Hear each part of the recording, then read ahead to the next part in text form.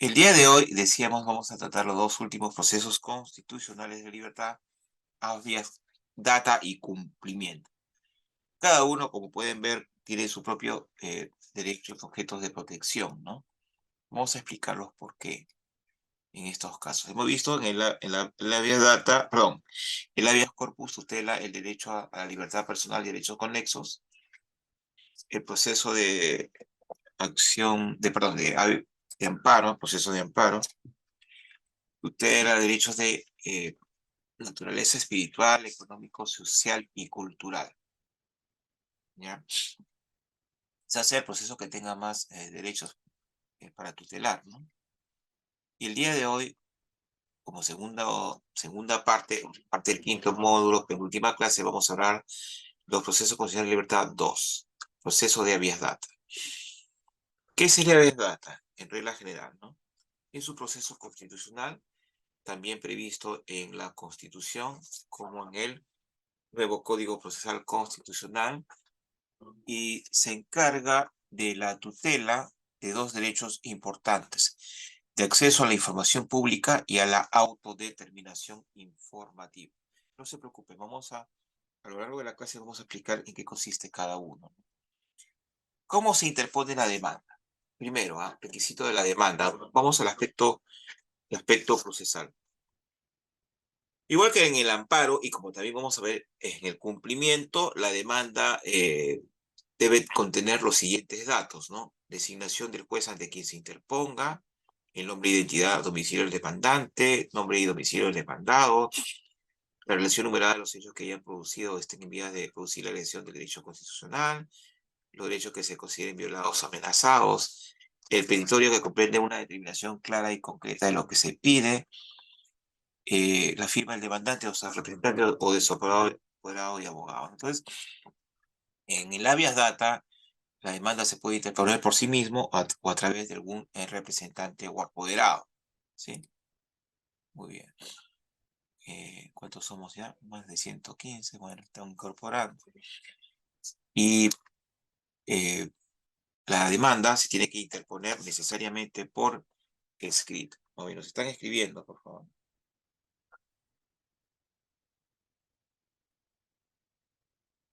Entonces, a ver, alumnos. Entonces mañana, a ver, para los que, bueno, ya estamos la mayoría, igual vuelvo a recalcar. Mañana tenemos clase de 6, la última clase, 6 a 8:30, para ver ganar a Perú, ¿sí? Ya, para ver ganar a nuestro país, nuestra linda patria. Mañana tenemos clases de 6 a 8:30, por si acaso. Lo vuelvo a repetir más adelante, ya para que todos se programen y podamos asistir a la clase, ¿sí? Muy bien, entonces clase de 6 a 8:30, el día de mañana, martes, última clase. Muy bien. Entonces, decíamos que la demanda de habeas data se tiene que interponer por escrito, no de forma verbal u otra, no por medios electrónicos, por escrito, ¿no? Y además contendrá los datos que hemos señalado, ¿sí? La demanda que hemos señalado, y incluso se regirá para el mismo horario judicial propio del amparo y del cumplimiento, que vamos a ver dentro de unos minutos, ¿no? Se interpone la demanda de lunes a viernes de 8 a 4:45, ¿no? Muy bien, de 8 a 4:45. Igual los demás datos que hemos visto en los otros procesos anteriores, la demanda se puede interponer a través de un defensor público que puede asistir o asesorar al demandante que se encuentre en una difícil situación económica o esté en un estado de vulnerabilidad. Abogado que, como sabemos, es experto en, o es lo ideal, ¿no? Que sea experto, conocedor del derecho constitucional y el derecho procesal constitucional. Créanme, queridos alumnos, que se necesitan, y es cierto, a más abogados constitucionalistas. Por esto es la gran oportunidad de la capacitación gracias a la Escuela Nacional de Políticas Públicas, diplomado absolutamente gratuito, ¿no? Y esa es la gran ventaja, y para lo que deseen los colegas, incluso el certificado está muy barato. O sea, un diploma de esta naturaleza que nos va a capacitar para postular a jueces y juezas o secretarios, secretarias, o ejercer la defensa. Así nomás no se encuentra, ¿no? No es que yo esté haciendo la propaganda, ¿no? Pero yo he dictado muchísimas instituciones y todas tienen un costo que es un poco más elevado incluso. Entonces, aprovechen, aprovechen y capacítense en materia constitucional. Se necesita operadores de justicia en materia constitucional y abogados y abogadas también en dicha especialidad. Créanme que sí. Y además, los procesos constitucionales, el derecho constitucional es transversal a todas las ramas del derecho. Ya saben, este es un buen consejo. Especialícense, incluso los que estudien pueden hacer su tesis en materia constitucional. Hay riquísimos e importantísimos temas. Ya saben, muy bien. Entonces, al igual que los otros procesos que hemos visto, constitucionales de libertad, el juez está prohibido de rechazar in limine la demanda y tiene que admitirla porque el legislador ha considerado que de esa forma se va a tutelar mejor los derechos fundamentales de la parte demandante. Causales y procedencia, también creo que lo vimos en la primera clase. Después tenemos la posibilidad de interponer este tipo de habeas corpus también durante los regímenes de excepción, no solamente el habeas corpus y el amparo, ¿no? Sino también el habeas data y el cumplimiento. La tramitación es la misma. En el habeas data, la demanda, en la demanda, el juez por lo general programa una audiencia única, dijimos, de forma paralela a la notificación a la parte desplazada con la demanda, el auto que la admite y recaudos, audiencia donde se puede, donde, bueno, después de que las partes presenten sus alegaciones, sus informes orales, se pueda debatir las pruebas ofrecidas, eh, pruebas ofrecidas, eh, y pueda emitir sentencia en la misma audiencia o dentro del plazo de 10 días, ¿no? Decíamos en el habeas data, ¿no? El plazo para apelar la demanda, perdón, la sentencia es de 2 días hábil, perdón, 3 días hábiles, disculpe, 3 días hábiles contados a partir del día siguiente en que se notificó la sentencia, ¿no? Eso también ya hemos visto, plazo, ¿se acuerdan? Plazo, ¿no? De la audiencia única. Este esquema es el mismo rápidamente, ¿no? Porque ya parece un recordaris. Ojo, aprovechamos también para explicar el precumplimiento. Igual la demanda se interpone ante el mismo juez constitucional, rapidito, ¿ah?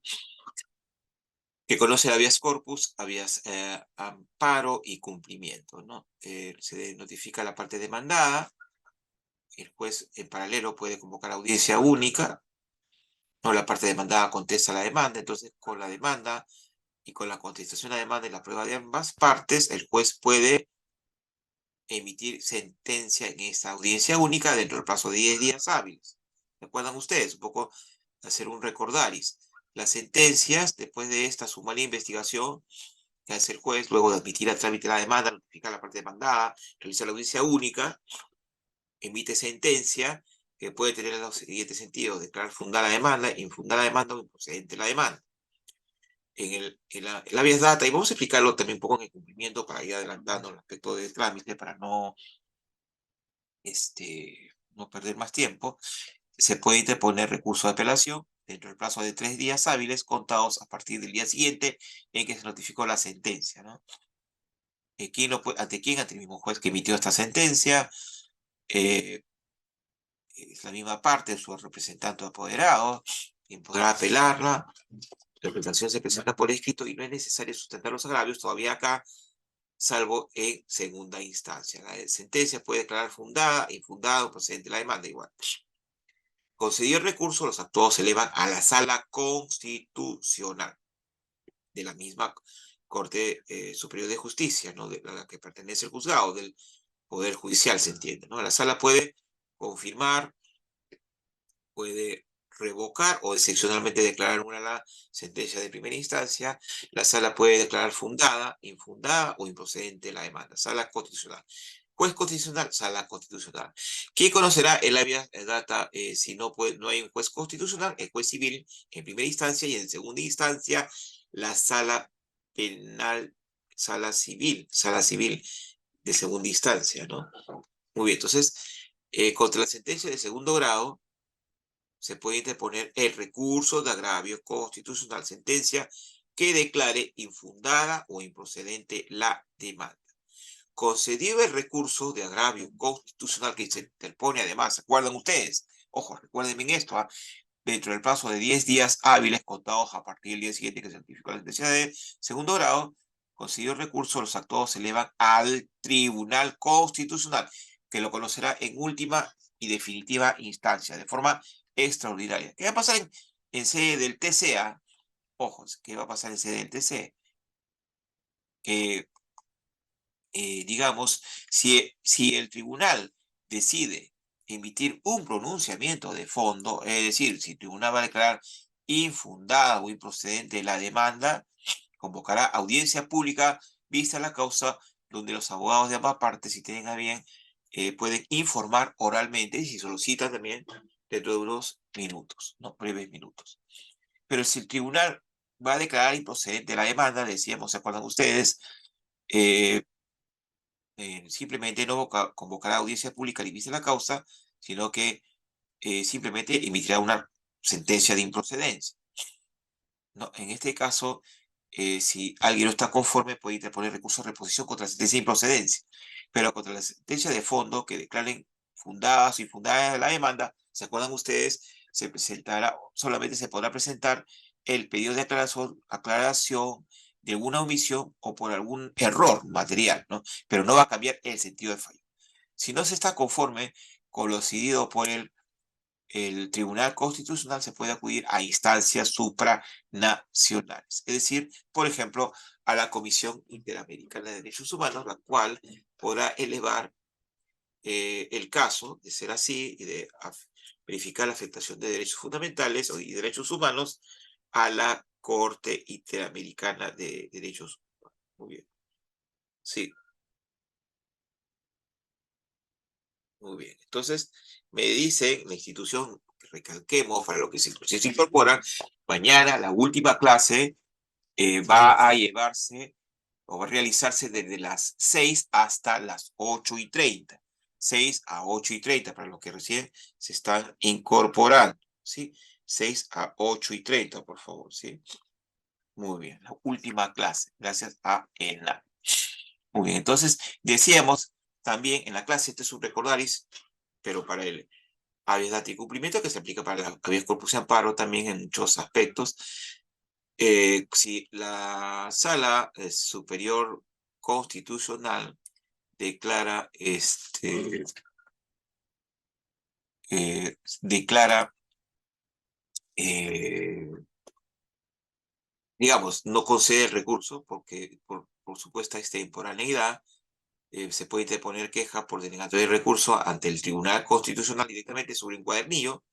El tribunal puede declararlo fundada, declarándolo fundada, le ordena a la sala que conceda el recurso de agravio constitucional y recién concedido el recurso, elevará los actuados al TC. El pedido de aclaración, me dice que el recurso de reposición. Bueno, el recurso de reposición es un medio impugnatorio que en la práctica tiene un fin casi decorativo, porque casi no sirve, porque por lo general en el 99.9999% de casos, las sentencias que se declaran improcedentes en sede del tribunal no cambian el sentido del fallo. Llega a ser algo muy, muy garrafal, muy obvio, ¿no? Para que cambie. Entonces, es una figura que el nuevo código lo ha reproducido del anterior, pero no. Tendría que haber algún error, pues, ¿no? En el sentido del fallo, pero por lo general, cuando las demandas se declaran improcedentes, es porque el tema está fuera del contenido constitucionalmente del derecho invocado, o cuando carece de relevancia constitucional, cuando es un absurdo de propósito, o cuando se vencieron los plazos en el amparo, habeas data y cumplimiento. En el habeas corpus, recordemos, no hay plazos. Entonces, como que el recurso de reposición lo pueden encontrar en el artículo 121, segundo párrafo del nuevo Código Procesal Constitucional. Ya saben, ¿no? Más allá no produce algún efecto. Algún efecto. Muy bien. Acá lo tengo, mírenme. Bien, entonces estamos yendo de buen ritmo, sí, ¿no? Hasta el carácter inimpugnable nos habla de las sentencias del Tribunal Constitucional. Sí, sí, sí. Pero esto no afecta al derecho a recurrir a los tribunales supranacionales. Muy bien.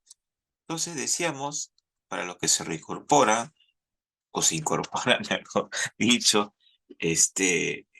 recién que el habeas data es un proceso constitucional de la libertad que se interpone y se instaura para tutelar dos derechos, ¿no? De acceso, derecho de la autodeterminación informativa y derecho de acceso a la información pública, ¿no? Esos son los dos grandes derechos objeto de protección. No se preocupen, lo vamos a explicar. Lo vamos a explicar en qué consiste cada uno. Incluso hay alguna jurisprudencia que hemos traído, ¿no? Que hemos traído. Claro, ojo, la jurisprudencia que le brindamos acá por cuestiones de tiempo no es toda. Pueden ustedes, ya les dije, complementar con su investigación. Muy bien. Eh, esta información cuya tutela se solicita, porque todo versa sobre información, ya sea de los derechos de acceso a la información pública o a la autodeterminación informativa, se encuentra en diferente tipo de soportes, por lo general. Ustedes ya saben, ¿no? ¿Qué soportes se manejan en nuestro país? Soportes físicos, archivos físicos y soportes electromagnéticos, ¿no? Cada día más utilizados, ¿no? Más aún por la pandemia, ¿no? Bueno, las entidades privadas están mucho más actualizadas, más modernizadas en ese aspecto, ¿no? Entonces, esa información cuya tutela se solicita se encuentra en archivos, registro base de datos, banco de datos, ¿no? Y todos ellos son un conjunto optimizado de información personal y que sea objeto de tratamiento o procesamiento físico, electrónico, computarizado, tan de moda, más por la pandemia, ¿no? Ya sea público o privado y cualquiera que fuere la modalidad de su formación, almacenamiento, organización o acceso. ¿Quién es el juez competente, ojo, para conocer el proceso de habeas data? Miren, primero acá, ¿se acuerdan ustedes? Ojo, la demanda siempre se inicia ante el juez constitucional, no se inicia jamás ante la sala constitucional.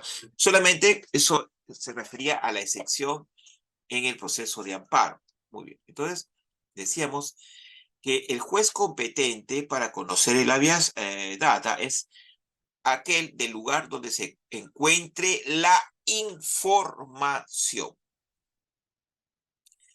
o donde se encuentre el dato, o donde tiene su domicilio principal el afectado a elección del demandante. Sí, el demandante elige, ¿no? ¿Qué juez ante qué juez constitucional va a interponer la demanda? Puede ser ante el juez donde se encuentre la información o base de datos, o donde domicilia el afectado, el demandante, ¿no? Igual que en el amparo y el habeas corpus, no se admitirá prórroga de la competencia. Entonces, repito, el habeas data, para los que recién se están incorporando, tutela dos derechos de acceso de autodeterminación informativa y de derecho de acceso a la información pública. ¿Cuáles son las clases de habeas data? Primero tenemos el habeas data puro, que sirve para reparar agresiones contra la manipulación de datos personalísimos almacenados en bancos de información computarizados o no. Y dentro de estos tenemos el habeas data de cognición. Eh, digamos, es un derecho, a ver, un poco para ampliar más el concepto, ¿no? Tiene que ver con el derecho a la autodeterminación informativa. Cuando hablamos autodeterminación informativa, nos referimos a los derechos de cada uno de nosotros como titulares de esa información. Información que puede estar contenida, ubicada, mejor dicho, en entidades públicas como privadas, públicas como privadas. A ver, cuando nosotros nacemos y morimos, primero, ¿dónde nos registran? ¿No? En el RENIEC, ¿no? Para obtener nuestro DNI, Documento Nacional de Identidad, que tiene un número que por lo general nos persigue toda la vida. Yo recuerdo, no sé si ustedes, de repente alguno de los colegas que estaban presentes, así mayorcitos como yo, teníamos la famosa libreta electoral, ¿no? Creo que acá tengo una en mi escritorio. era la famosa libreta electoral. ¿Sí? ¿Se acuerdan ustedes? ¿Alguno de los colegas que está presente ha tenido alguna vez libreta electoral? Sí, acá tengo una, creo. Sí, o no. No sé, tenía en mi escritorio un poco, casi un poco más y la voy a llevar al museo, ¿no? Para que sea una pieza de museo. De 3/4 mi papá. Un poco más van a decir mi abuelito, ¿no? Y ahí sí nos vamos a sentir un poquito mayorcitos ya, ¿no? La de 3 cuerpos, exactamente, ¿no? Estábamos rezagados, ¿no? Creo que acá tengo un en mi escritorio, voy a ver, frente a Latinoamérica, ¿no? Mientras que en otros países ya existía un documento tipo carnet, en Perú todavía teníamos la famosa libreta electoral, ¿no? La de 3 cuerpos. Muy bien. Lo que equivale actualmente, no la tengo que tener, lo que equivale al DNI, ¿no? Y 18 dígitos, sí, pues, sí, bueno, que creo que la mía sigue siendo el mismo número, ¿no? Entonces tenemos, desde que nacemos, ojo, ya sea que nazcamos en la maternidad de Lima, como el que habla, u otros bueno, hospitales, postas, clínicas, tenemos datos ahí, ¿no?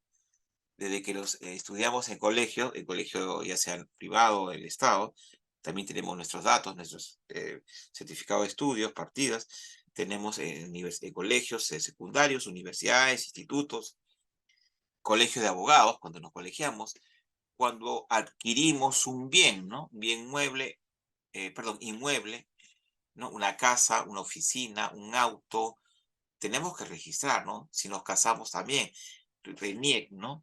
Entre otros datos, bueno, las historias clínicas que todos, creo que casi nadie o nadie debe estar exento de tener o haber tenido alguna vez una historia clínica, ¿sí? Después tenemos, cuando morimos, ¿no? Cuando morimos, ahora los registros se hacen en RENIEC. Incluso hasta nuestras muertes están registradas, ¿no? Entonces, todos tenemos, todos, sin excepción, a no ser que seamos parte del grupo de compatriotas denominados los no contactados, que se ubican en la recóndita selva de nuestro país, salvo ellos, yo creo que todos, peruanos y peruanas, tenemos datos en determinados lugares. Muy bien, entonces, como tales, digamos, no todo es perfecto en la vida, a veces hay problemas con esos datos, y interponemos una base de data de cognición para conocer y supervisar sobre la forma en que la información personal está siendo utilizada, ¿no? Primero, el habeas data informativo para conocer el contenido de la información, ¿no? El habeas data inquisitivo, quién dio el dato, el habeas data teleológico, para que se guarde el dato, el habeas data ubicación, dónde está el dato, ¿sí? ¿Qué más tenemos?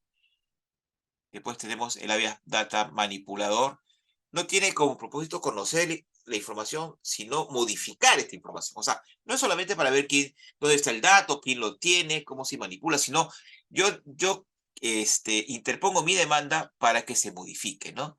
Por ejemplo, el habeas data aditivo para agregar información. Por ejemplo, y es que si es que la entidad no lo hace, ¿ah? Público-privado, por ejemplo, yo me he comprado un segundo inmueble, por decir, ¿no? No es verdad. Eh, entonces necesito inscribirlo a los registros, el registro de propiedad de inmuebles de Lima, ¿no? Donde yo radico, ¿no? Y registros públicos, por algún motivo, por algún error, no me registran, ¿no? Entonces yo interpongo mi habeas data para que se registre. Luego el habeas corpus correctivo para modificar o borrar datos falsos. El habeas data supresorio, borrar información sensible. El habeas data confidencial, impedir el conocimiento. El habeas data desvinculador, impedir que se divulgue el nombre de la persona de quien se almacena sus datos, por ejemplo, ¿ah? Edad, raza, sexo, ubicación social, grado de instrucción, idioma, profesión. El habeas data descifrador o cifrador para el dato guardado bajo código. El habeas data cautelar no suministra el dato hasta el final del proceso. El habeas data garantista verifica las seguridades técnicas del banco de datos, ¿no? Cómo se está guardando, con qué seguridades del caso, ¿no? El habeas data interpretativo, impugnar conclusiones a partir de datos. El habeas data indemnizatorio para solicitar indemnización por la propagación de datos que causen daño. Esto no se da en el Perú, pero sin embargo, si por ejemplo nosotros consideramos de que esa información se divulgó sin nuestro consentimiento, podemos interponer más adelante una demanda de indemnización en la vía civil, ¿no? el habeas data requiere el agotamiento de la vía previa. No vamos a adelantar todavía a ese punto. ¿Ah? Todavía esperemos el desarrollo de la clase. Después tenemos el habeas data impuro, ¿no? Ya no tiene que ver nada con el titular de la información, ¿no? Ya no tiene que ver nada del titular. O sea, en el primer caso, el titular es el que solicita que conocer el dato o que se modifiquen los datos propios, personalísimos. En cambio, en el habeas data de acceso a la información pública, consiste en hacer valer el derecho de toda persona este, para que acceda a la información que obra en la administración pública, salvo lo que están expresamente prohibidas por la ley. Es decir que yo como ciudadano necesito solicitar, digamos, solicito o puedo solicitar eh, datos, no, puedo solicitar información de alguna de las entidades del Estado. Cómo funcionan sus bienes y servicios, quiénes son los que los realizan, cuánto ganan estos, eh, con el fin de hacer un control ciudadano, pues. Además, no se olviden dos cosas, ¿no? Nosotros como ciudadanos, ciudadanas, pagamos impuestos, ¿no? Impuestos directos de nuestras remuneraciones, salarios, o cuando emitimos recibo por honorarios profesionales, o cuando compramos cualquier producto, una gaseosa, un pan, o pagamos los servicios de luz, agua, etcétera, ¿no? Internet. Entonces pagamos impuestos indirectos. Entonces nuestros impuestos sirven para solventar la cosa pública, ¿no? Los bienes y servicios del Estado. Entonces nosotros como ciudadanos, ciudadanas queremos saber cómo se están utilizando nuestros recursos, si son para lo que se dio destinado o con estos temas, con tanta corrupción, si es que algún gobierno de turno, sus ministros y demás ablateres están utilizando el dinero, están malversando o cometiendo delitos de corrupción de funcionarios, ¿no? Entonces, esto sirve para hacer digamos, una supervisión, una vigilia ciudadana que pueda dar lugar a digamos, a una investigación o a un juzgamiento.